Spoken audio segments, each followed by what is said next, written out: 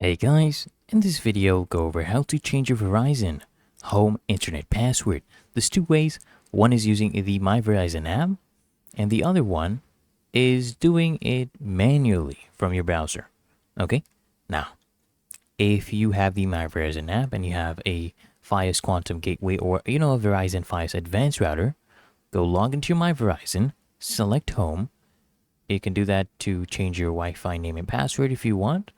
Now hover over to services, select internet, and under my network, you want to select a network to basically manage it. Then just enter your credentials and save changes.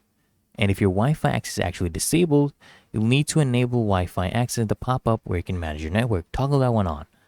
And what you can also do is you can do this manually, right? Open up your browser, enter 192.168.1.1.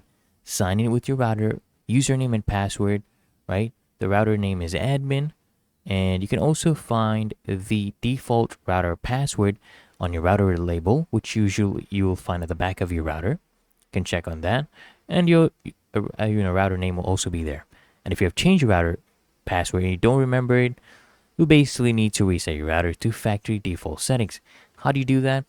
You'll find a hole behind your router. Use like a small pin and push the pin into that hole for about 30 seconds. Hold it there and you will see your router resetting, right? The lights will turn off and it will restart. And then it will be the default admin password, right? The admin username and the password, which is at the back of the router label.